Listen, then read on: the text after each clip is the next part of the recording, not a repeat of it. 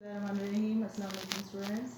हम कर रहे थे 1813 का चैप्टर, जिसके तहत हमने देखा कि अंग्रेज़ों की हिकमत अमली कामयाब रही, जिसमें उन्होंने हिंदुओं और मुसलमानों के दरमियान इम्तियाज़ और तफरीक का आगाज़ किया था, और इसमें हर मुमकिन कोशिश की कि मुसलमानों के मुकाबले में हिंदुओं को हर मैदान में आगे बढ़ाया जाए, और मुसलमानों के तालीमी निज़ाम को ख़त्म करने के लिए मुलाजमतों के लिए अखबारात में जो इश्तिहारात दिए गए, उन ऐलानात में भी ये लिख दिया जाता था कि ये सिर्फ हिंदुओं को इसमें मुलाजिम रखा जाएगा।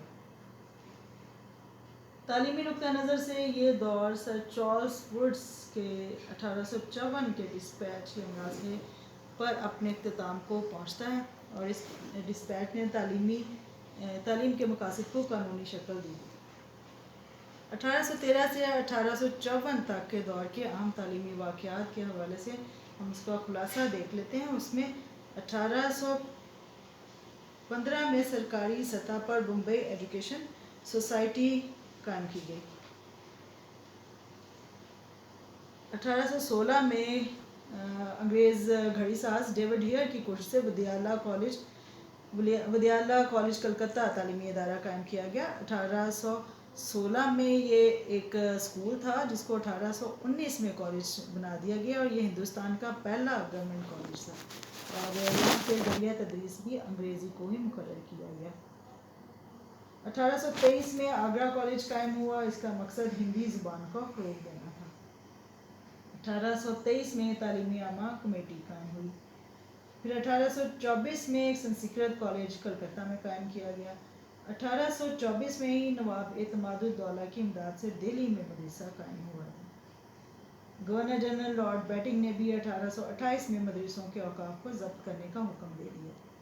1833 में अगर हम देखें तो रकम 1 लाख की रकम से जो पहले रखी गई थी, उसको 10 लाख कर दिया गया। और 1836 में Hooghly college Calcutta medical college Calcutta खुल गया।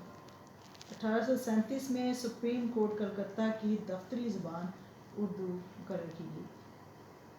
1844 यानी 1844 में हिंदू कॉलेज कलकत्ता में इंजीनियरिंग की क्लासेस का आगाज़ हुआ। 1847 में लड़की कॉलेज इंजीनियरिंग कायम हुआ। ये मुसलमानों के दौर का निज़ाम तालीम का यहाँ से खात्मा था। 1853 में बरतानवी पार्लियामेंट की एक कमेटी ने हिंदुस्तान की सरकारी तालीमी पॉलिसी का जायज़ा लिया, और तालीम में यकजहती पैदा करने के लिए बोर्ड ऑफ कंट्रोल के सदर सर चार्ल्स वुड्स ने 1854 में मरासला पेश किया था, और ये वुड का मरासला पॉलिसी के तमाम मबाहिस को समेट लेता है।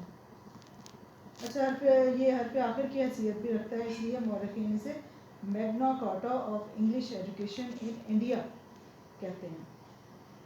इसने हिंदुस्तान में जदीद तालीम के मकासद को एक कानूनी शक्ल दी, और ये एक तवील पॉलिसी है जिसमें ज़रिया तालीम अंग्रेज़ी और यूनिवर्सिटी के साजा की तरबियत और इदारों की ग्रांट्स और तालीमी रस्मां जैसे मौज़ूआत इसमें शामिल थे।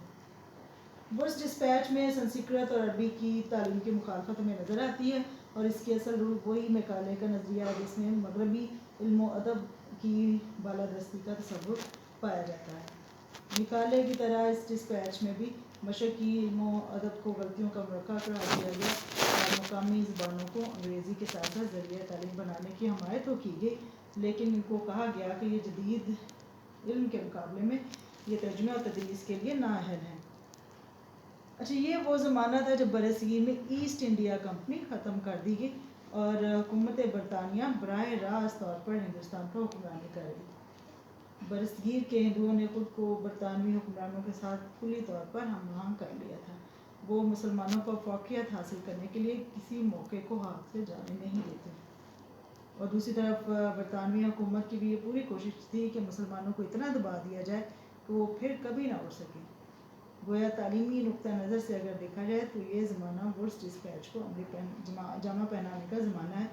इसके हवाले से हम इनकी अगर जो खदो ख़ाल हैं वो देखें, तो इसमें पहले नज़र पे हमें नज़र आता है कि सूबाई महकमा तालीम का क़याम अमल में लाया गया, यानी हर सूबे में तालीम का महकमा कायम किया जाए, और इसका सरबराह ने कहा डायरेक्टर पब्लिक इंस्ट्रक्शन होगा, और इसकी मावनत के लिए मुनासिब तादाद में इंस्पेक्टर मुकर्रर किए जाएंगे, جو گورنمنٹ کے خرچ یا امداد پر چلنے والے اسکولوں اور کالجز کا ہر سال معائنہ کیا کریں گے۔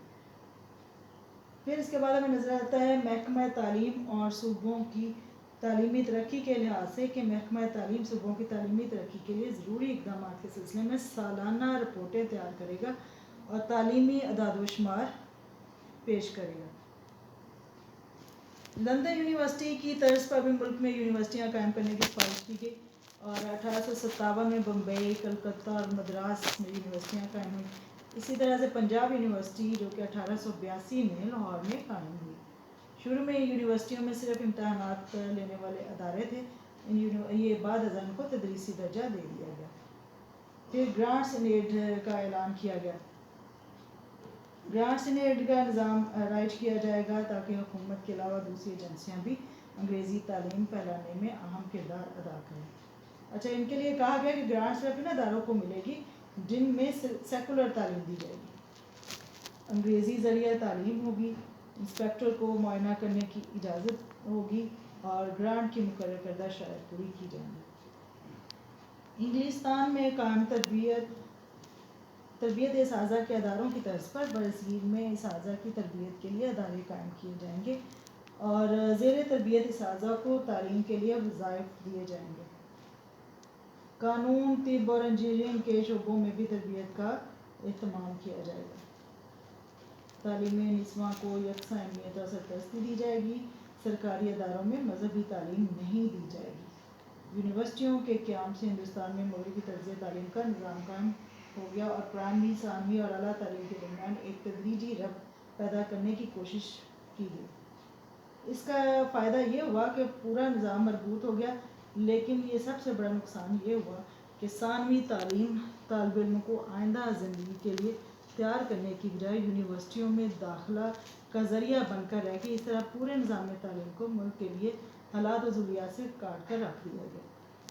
گرانٹس اینڈ ایڈ کے ذریعے پرائیویٹ اسکول اور کالج بھی محکمہ تعلیم کے کنٹرول میں آ گئے اور اس طرح حکومت کی تعلیم پر گرفت بہت زیادہ ہو گئی۔ اس